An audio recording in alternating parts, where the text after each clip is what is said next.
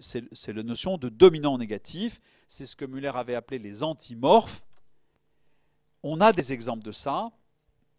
On en a déjà dans des domaines de protéines de structure. Par exemple, pour des collagènes, fibrilline, myosine, kératine, vous voyez, il y a toujours in ou n, ça évoque des protéines de la structure de l'organisme, comme dans la maladie qu'on appelle l'ostéogenèse imparfaite. L'ostéogenèse imparfaite, c'est une maladie autosomique dominante. On appelle ça, vous savez, la maladie des os de verre.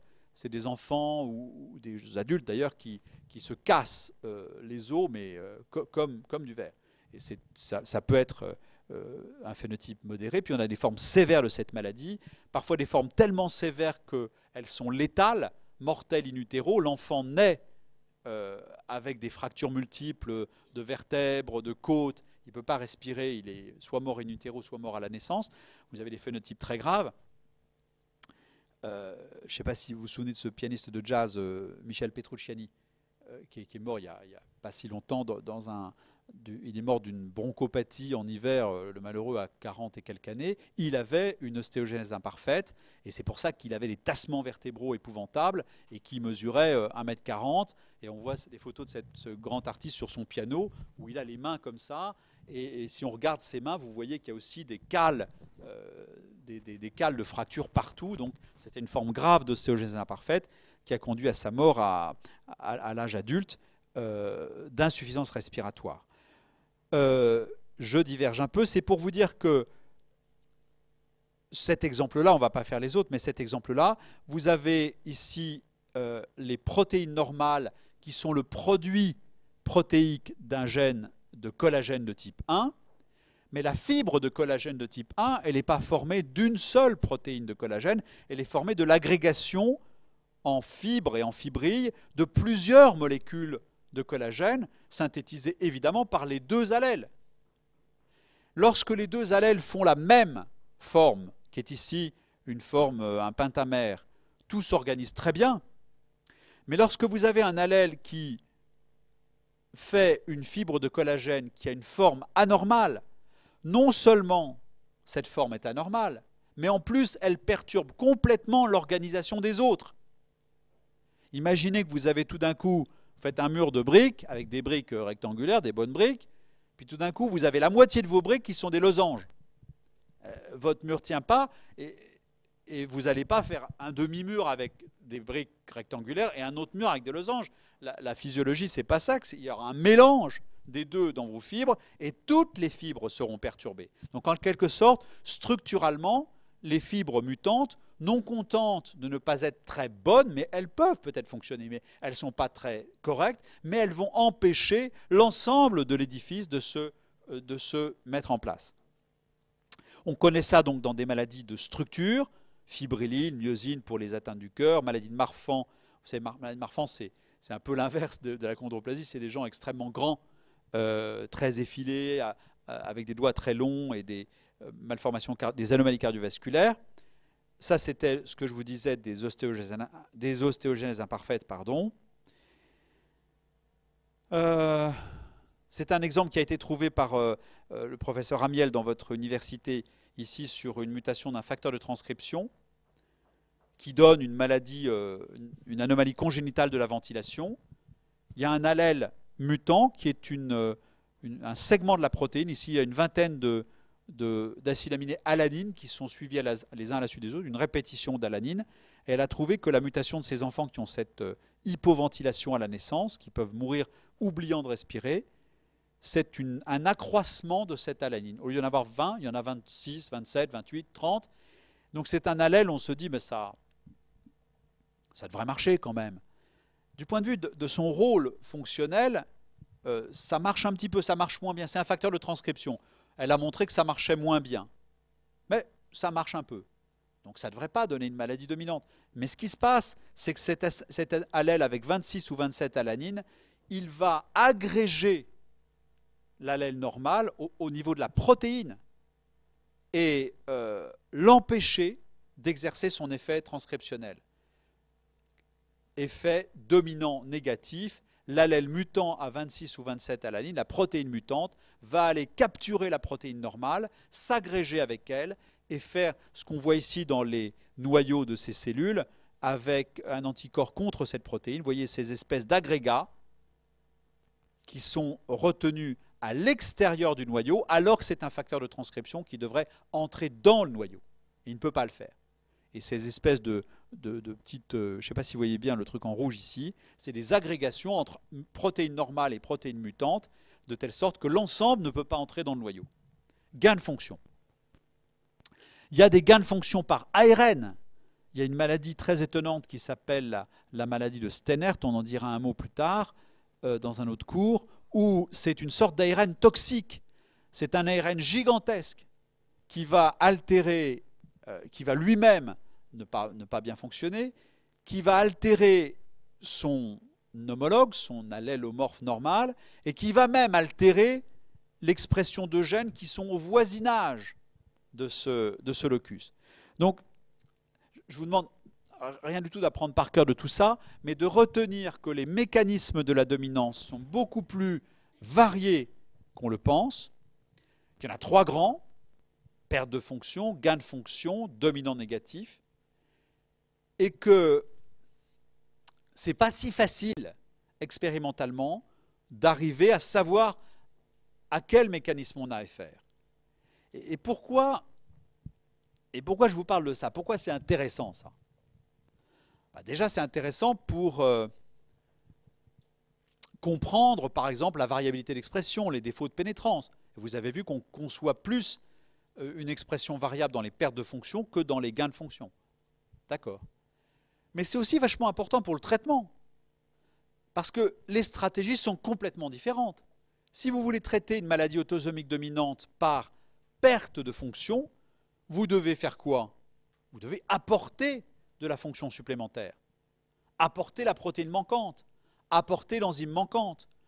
C'est théoriquement un bon champ aussi pour la thérapie génique, en disant je vais utiliser un ADN complémentaire normal pour reconférer de l'activité supplémentaire. Dans les maladies par gain de fonction ou les maladies par dominance négative, ce n'est pas du tout ça qu'il faut faire. Parce qu'il y ait déjà l'allèle normal, il existe. Le problème, c'est qu'il est parfaitement fonctionnel, mais soit contredit par un allèle mutant, c'est la dominance négative, donc l'idée là serait d'attaquer l'ARN toxique ou la protéine toxique, ou de faire disparaître le facteur de transcription à 26-alanine. C'est une toute autre stratégie que vous avez en tête. Et dans l'activation constitutive, là, il faut vraiment penser à ce qui pourrait être imaginé, qui va contredire le fait que le récepteur FGF ou le récepteur RET ne soit plus activé, mais soit qu'on inactive ces récepteurs. Et là, qu'est-ce qu'on aurait envie d'utiliser comme molécule, comme stratégie? Si vous voulez traiter la chondroplasie, qu'est-ce que vous allez faire? Si vous voulez faire grandir ces enfants. Je vous dis ça parce qu'il y a des essais thérapeutiques qui ont commencé dans votre université il n'y a pas très longtemps là-dessus. Mais imaginez qu'est-ce que vous auriez envie de faire. Vous avez deux récepteurs tyrosine kinase, il y en a un qui est actif, qui est super actif, qui lie l'autre, et ça déclenche un signal d'apoptose. Qu'est-ce que vous avez envie de faire? Il faut vraiment le niquer celui-là. Comment vous allez faire? Non, ben oui, je vous parle dans la vraie vie là. Il y a des stratégies pharmacologiques. On développe des drogues, des médicaments qui vont essayer de se lier à la combinaison récepteur actif, récepteur superactif et inhiber ce complexe. Il y a des stratégies qui vont peut-être apparaître prochainement avec des ARN médicaments. Un ARN qui va aller altérer l'expression du transcrit anormal et uniquement l'expression du transcrit normal, on appelle ça le silencing, l'extinction d'un ARN. Bref, il faut trouver quelque chose d'extrêmement spécifique, aussi spécifique que l'est la mutation qui donne cette maladie. Et vous voyez que ce n'est pas du tout du gain de fonction, c'est pas du tout de la perte de fonction. Donc c'est en ça que c'est très important de connaître la vérité au sujet des mécanismes des maladies dominantes. Et si on se faisait une petite pause? Vous êtes endormi là, je vous ai complètement endormi là. Non, vous avez l'air... Est-ce que vous avez des questions? Ah.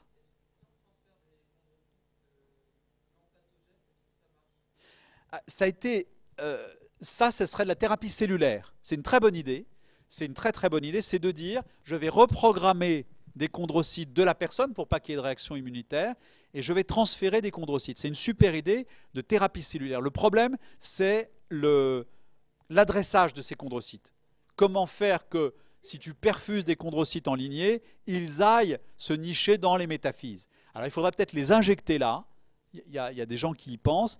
Aujourd'hui, il semble, c'est des chercheurs de l'Institut des maladies génétiques à Necker qui font ça, il semble que les stratégies les plus prometteuses sont les stratégies médicamenteuses. Un médicament développé par des boîtes qui ne sont pas forcément développées pour ça, mais dont on a montré qu'ils peuvent avoir cet effet de désactivation de ce complexe récepteur normal, récepteur mutant. Et il y a des médicaments qui sont testés actuellement chez les malades. Ça a débuté. Mais ton idée est très bonne. Elle est très bonne pour des tissus où l'on peut avoir le pressentiment ou la démonstration expérimentale que quand tu balances ces cellules, elles vont aller au bon endroit, soit par injection, soit par perfusion. Thérapie cellulaire. C'est une très bonne idée, la reprogrammation cellulaire. Vous avez d'autres questions? Oui.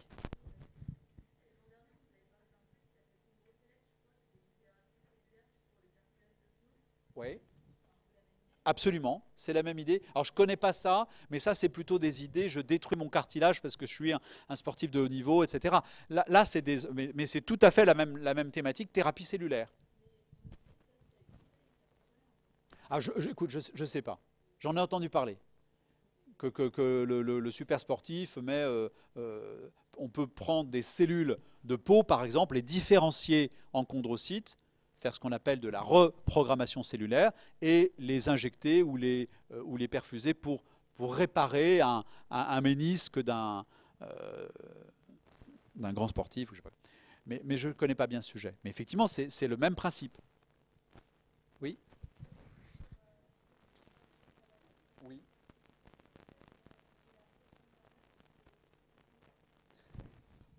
Oui.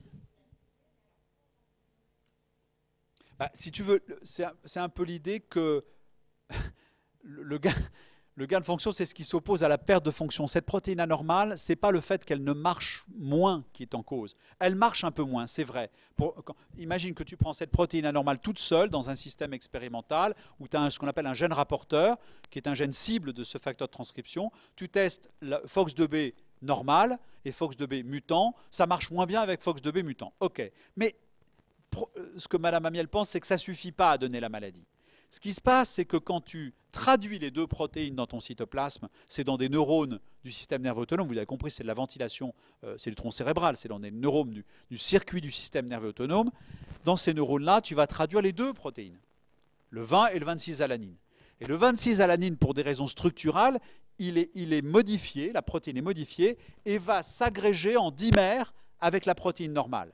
Et c'est cet agrégat qui va te capter non seulement lui-même, mais l'allèle normal. Et c'est en ça qu'il exerce un effet dominant négatif. Ce n'est pas gain de fonction, hein, c'est dominant négatif.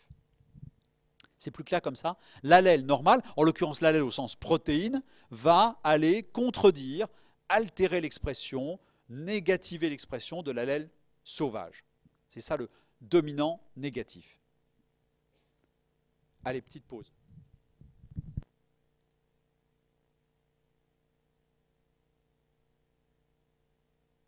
Reprendre.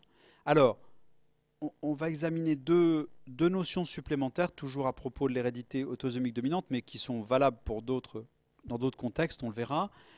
Le fait qu'à un gène puisse correspondre plusieurs maladies. Vous en avez déjà vu un exemple il y a un instant avec ce gène PMP22, puisque ça peut donner la neuropathie tomaculaire quand c'est une perte de fonction par délétion du gène. Ça peut donner la maladie de Charcot-Marie quand c'est un gain de fonction par hyperexpression d'un allèle. Autrement dit, ce serait l'idée qu'à un même locus, c'est ce qui est encadré ici, à un même locus, vous avez certains allèles qui vont donner le même phénotype, et ça peut être un certain nombre d'allèles, ça c'est l'hétérogénéité allélique. Pour une même maladie, vous avez des allèles d'un même gène qui donnent la même maladie, peut-être variable, mais la même maladie. Et puis à un autre endroit du gène, où pour des mutations de nature différente, gain, perte de fonction, vous pouvez avoir d'autres allèles qui vont donner un autre phénotype.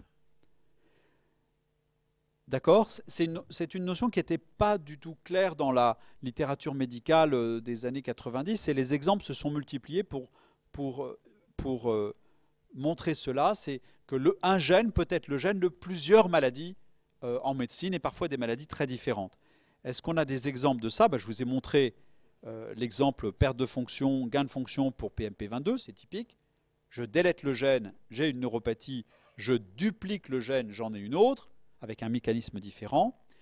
L'oncogène RET, dont je vous ai parlé tout à l'heure avec ces tumeurs endocrines, qui donne une maladie qu'on appelle MEN pour endocrinopathie néoplasique multiple, avec des mutations très spécifiques, gain de fonction de RET est ici. Mais quand on a des mutations perte de fonction de ce gène, qui sont n'importe où dans le récepteur tyrosine kinase, des faux sens, des délétions, des décalages de phase de lecture, des mutations d'épisage, il y a des centaines d'allèles, c'est une toute autre maladie dominante elle aussi qui va apparaître, qui s'appelle la maladie de Hirschsprung, H-I-R-S-C-H-S-P-R-U-N-G, Hirschsprung. Pour ceux qui ont fait de l'allemand, moi j'en ai pas fait, je crois que ça veut dire le saut de l'animal, Hirschsprung.